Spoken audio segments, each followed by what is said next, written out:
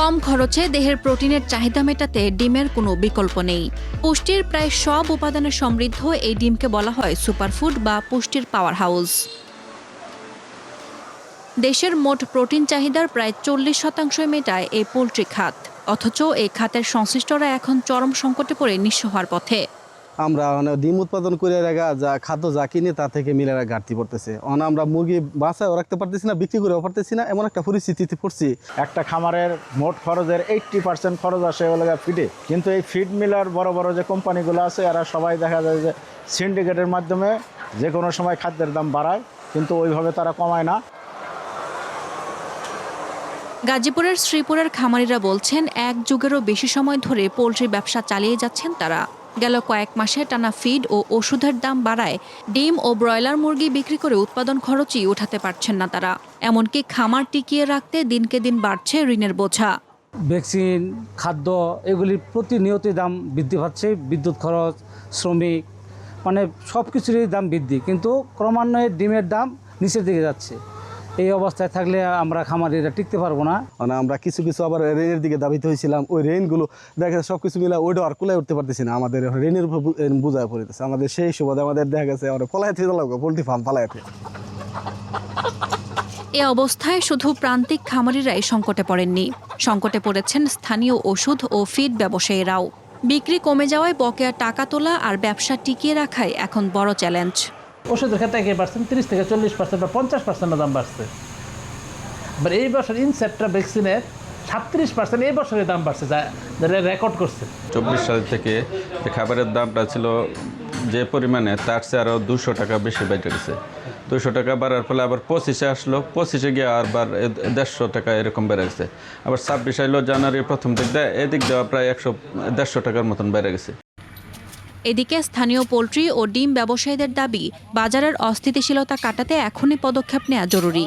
যে হারে র মেটেরিয়ালসের দাম বাড়ছে, ভ্যাকসিনের দাম বাড়ছে, ওষুধের দাম বাড়ছে, সেই হারে ডিমের দাম বাড়ছে না। কারণ আমরা গত 13 বছর আগেও ডিমের যা দাম দেখেছি, আমরা কিছুদিন আগেও 13 বছরের ওই দামে আবার ডিমের দাম দেখতে পাচ্ছি। আমরা কমিশন যেটুক এইটুকুই আমরা পাই সর্বোচ্চটা। আলা ডিমের বাজার যদি 1100 টাকা হয়, এই 5 টাকা 10 টাকা আমাদের কমিশন। যদি 60 টাকা হয়, 5 টাকা 10 টাকা কমিশন। কিন্তু ওই যে মাঝখানে যে এত টাকা একটা গ্যাপ হয়ে যায়, এই গ্যাপটা আসলে কে করতেছে বা কারা করতেছে এটা আমরা জানি না। খামারিদের দুর্দশার চিত্র সামনে আসার পর নড়েচড়ে বসেছেন পোলট্রি শিল্পের শীর্ষ সংগঠনগুলো। তাদের মতে সম্ভাবনাময় এই খাতকে ধ্বংসের হাত থেকে বাঁচাতে এখনই সরকারের জোরালো ভূমিকা নেওয়া জরুরি।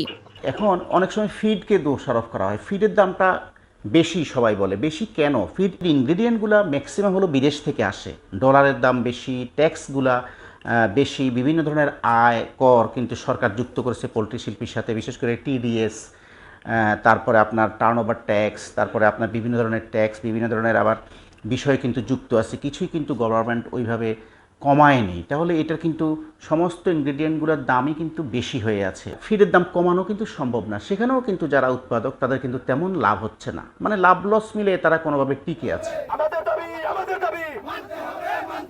পোলট্রি ফিড, ভ্যাকসিন ও ওষুধের চড়া দামের লাগাম টানতে যখন রাস্তায় নেমেছেন খামারিরা, তখন সরকারের সংশ্লিষ্ট দপ্তরগুলো বলছে সমস্যা সমাধানে কাজ করছে তারা। সাপ্লাই চেইন বাজারের একটা বিষয় আছে, মধ্যস্বত্বভোগী একটা বিষয় আছে, অনেকগুলো ফ্যাক্টর জড়িত এখানে। ফিড কস্টের একটা বিষয় আছে। আমাদের মাননীয় প্রতিমন্ত্রী সংসদে বলেছেন যে আমাদের পোলট্রির যে আমদানির রেয়াত এটা জিরোতে করতে হবে, এগ্রিকালচার বা অন্যান্য এরিয়ার মতো। এবং এখানে যদি জিরোতে চলে আসে তাহলে আমার কি ফিড কস্ট কমে যাবে। ফিড কস্ট কমে গেলে তখন প্রোডাকশন খরচ কমে যাবে। প্রোডাকশন খরচ কমে গেলে তখন খামারির লাভবান হবে। মানে 80% খামারিদের প্রান্তিক খামারিদের বাঁচিয়ে রাখতে হবে আমার।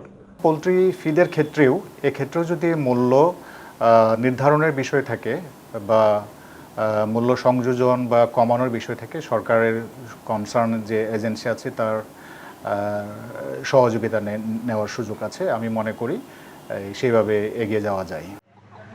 বাংলাদেশ পোলট্রি ইন্ডাস্ট্রিজ অ্যাসোসিয়েশন বা বিপিআই এর তথ্য মতে গত 5 বছরে পোলট্রি খাতের উৎপাদন খরচ ক্রমে বেড়েছে।